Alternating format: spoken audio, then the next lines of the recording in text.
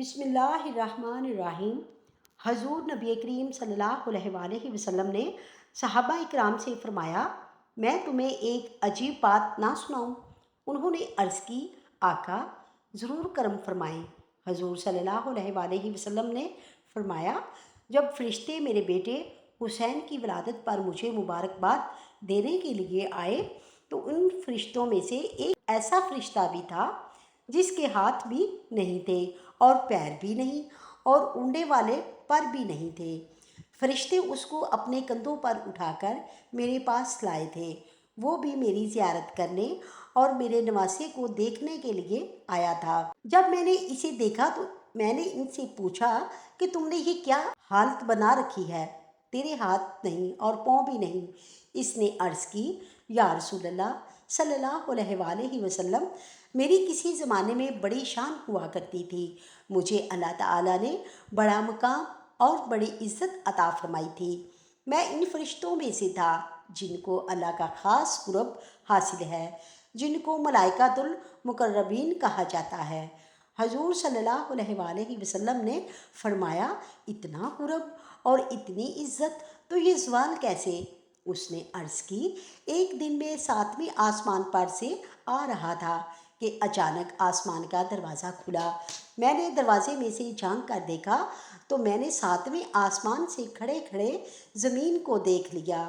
جب میں نے زمین کو دیکھا تو مجھے ایک انسان نظر آیا جس کے ہاتھ بھی نہیں اور پیر بھی نہیں تھے۔ میں نے دل میں سوچا کہ ایسی زندگی کا کیا فائدہ جس میں انسان کے ہاتھ بھی نہ ہوں اور پیر بھی نہ ہوں۔ اس سے تو بہتر ہے کہ بندہ مر جائے، بندے کو موت آ جائے۔ جب یہ بات میرے دل میں آئی تو اللہ تعالیٰ میری اس بات پر ناراض ہو گیا۔ اللہ جلال میں آ گیا اور فرمایا، اے فرشتے، تو نے یہ بات کیوں کی؟ جس کو یہ تکلیف پہنچ رہی ہے وہ میرا گلہ نہیں کر رہا، موت کی تمنا نہیں کر رہا۔ تجھے زیادہ اس بندے کا خیال ہے۔ میں جو بھی کرتا ہوں بہتر کرتا ہوں، میں کسی سے زیادتی نہیں کرتا، کسی کو دے کر آزماتا ہوں اور کسی سے لے کر آزماتا ہوں۔ میں نے عرض کی، مولا غلطی ہو گئی۔ اللہ تعالیٰ نے فرمایا، جب نوری غلطی کریں گے تو خاکیوں کا کیا بنے گا؟ اللہ تعالیٰ نے یہ فرمایا اور ساتھ ہی مجھے سزا مل گئی اور میرے پر جل گئے، ہاتھ ختم ہو گئے، پاؤں کٹ گئے۔ اللہ تعالیٰ مجھے اس وقت الٹے منہ فلاں جزیرہ میں زمین پر گرا دیا۔ میں بلند تھا مگر افسوس پستی پر آ گیا ہوں۔ میں آسمانوں پر تھا، افسوس زمین پر آ گیا ہوں۔ حضور صلی اللہ علیہ وسلم نے فرمایا، تجھے کتنا عرصہ ہو گیا ہے زمین پر آئے ہوئے؟ عرض کی، آقا 7 صدیاں بیت گئی ہیں۔ حضور صلی اللہ علیہ وسلم نے فرمایا، تو جزیرے میں قید تھا، مدینے میں پھر کیسے آ گیا؟ عرض کی، یا رسول اللہ صلی اللہ علیہ وسلم، 700 سال سے میں جنگل میں پریشان تھا۔ میں رو رو کر اللہ تعالیٰ کو مناتا رہا لیکن اللہ نے میری خطا معاف نہ فرمائی۔ آج میں جزیرے میں زاروں قطار رو رہا تھا کہ فرشتے اسی جزیرے سے گزرے۔ جب یہ گزرنے لگے تو انہوں نے مجھے دیکھ کر پہچان لیا کہ یہ تو ہمارا ساتھی ہے، یہ یہاں کیسے؟ فرشتے میرے پاس آئے اور میرا حال پوچھا۔ انہوں نے بڑا افسوس کیا۔ جب یہ آپ کی خدمت میں آنے لگے تو میں نے ان سے پوچھا کہ آج یہ اتنے فرشتے کہاں جا رہے ہیں؟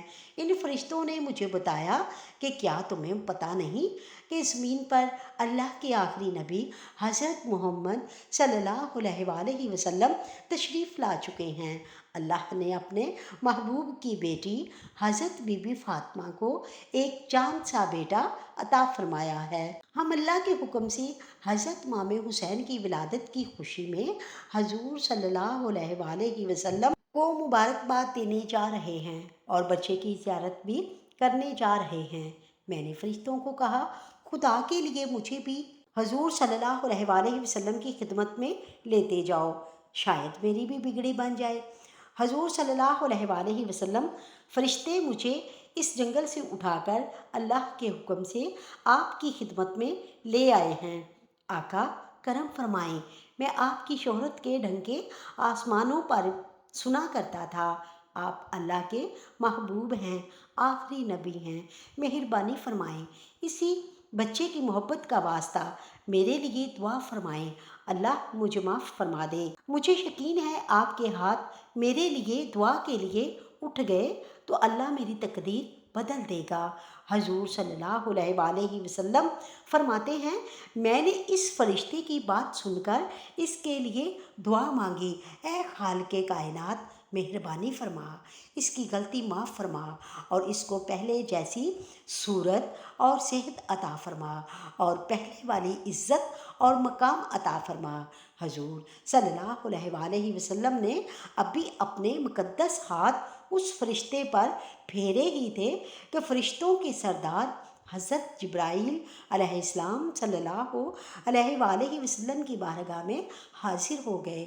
درود و سلام کے نذرانے پیش کرنے کے بعد عرض کی، حضور صلی اللہ علیہ وآلہ وسلم، اللہ نے آپ کی دعا اس فرشتے کے حق میں قبول فرما لی ہے، اللہ ابھی اس کو رحمت عطا فرماتا ہے۔